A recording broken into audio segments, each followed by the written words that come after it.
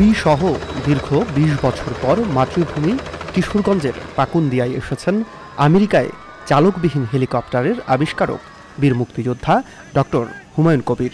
সকালে হেলিকপ্টার নিয়ে নিজ উপজেলার চণ্ডীপাশা ইউনিয়নের বড় আজলদি গ্রামে আসেন তিনি। সে সময় তাকে এক নজর দেখতে ভিড় করেন হাজারো মানুষ।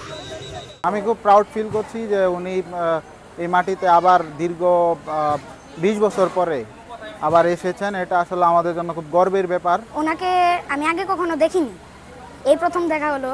তেনার সাথে দেখা হয়ে আমার অনেক ভালো লাগছে এবং আমি বড় হয়ে ওনার মতো সুশিক্ষিত হতে চাই। বিজ্ঞানী আমাদের এলাকার গর্ব।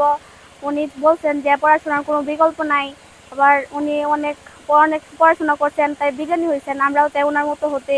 আমাদের এই গ্রামে শিক্ষা প্রতিষ্ঠান অনেক কম। আমি প্রত্যাশা করি যে উনি আমাদের গ্রামে অনেক ভালো ভালো শিক্ষা প্রতিষ্ঠান স্থাপিত করেন। আমরা তো খুবই আনন্দিত, তবে ওনার জীবনটা খুব সংগ্রামী জীবন। ডক্টর হুমায়ুন কবির কর্মরত আছেন আমেরিকার ফিলাডেলফিয়ার অগাস্টা অ্যারোস্পেস কর্পোরেশনের প্রধান প্রকৌশলী হিসাবে।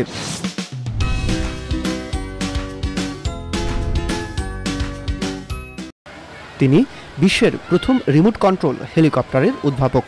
নিজ জন্মভূমিতে আসতে পেরে আনন্দিত তিনি। এ সময় শিক্ষার্থীদের উদ্দেশ্যে তিনি বলেন, পৃথিবীতে অসম্ভব বলে কোনো কাজ নেই, পরিশ্রম দ্বারা সব জায়গায় সফল হওয়া সম্ভব। আমি খুশিতে এতটা একদম পাজল, এত খুশি লাগছে আমার কাছে। ইংলিশে সেটা অ্যাস্ট্যাটিক আর কি, যে আমার ভাষায় প্রকাশ করার মতো না, এতটা খুশি হয়েছি আমি সবাইকে দেখে। পৃথিবীর প্রথম আবিষ্কারটা যেটা, সেটাকে কেন্দ্র করে এখন পৃথিবীর যত ড্রোন সব তৈরি। কাজে আমি হলাম সেই ড্রোনেরই জনক আমি। তো কাজে দেখতেই পান আজকাল ছোট বাচ্চারা পর্যন্ত ড্রোন ওড়ায়, কিন্তু আমারটা ছিল অনেক বড়। এটা হলো গভর্নমেন্টের জন্য ওটা। তো সেইটারই ছোট আকারে হলে এখন সবার হাতে একটা না আছে। তো দেখুন সারা পৃথিবীর পরিবর্তন করে ফেলেছে ড্রোন। আমি হলাম ওটার আবিষ্কারক। আচ্ছা, আর পরে যে হেলিকপ্টার আবিষ্কার করা হয়েছে, ওটার ব্যবহার সরকার এবং পাবলিক দুজনের জন্যই সেটা সম্ভব। এখন সরকার ব্যবহার করে তাদের সৈন্য সামন্ত প্রায় 46 জন লোক ধরে। এটা B-22 অস্প্রে এতগুলো লোক ধরে। তো কোনো রকম বন্যা দুর্গত এলাকা হোক বা কোনো ডিজাস্টার এরিয়াতে হোক, মানুষ তার মধ্যে ভর্তি করে এপার থেকে ওপারে নিয়ে যাওয়া, যেখানে নাকি সে ডেঞ্জারাস জায়গাটা আর না, সেখানে নামিয়ে রেখে আবার এসে নিয়ে যাওয়া, সারাদিন সেটা করতে পারবে। আমি যদি পেরে থাকি, তোমরাও পারবে। কিন্তু তফাৎটা হলো এই জায়গায় যে তোমাদের অসাধ্য পরিশ্রম করতে হবে। কোনো কিছুই কিন্তু আকাশ থেকে পড়ে না।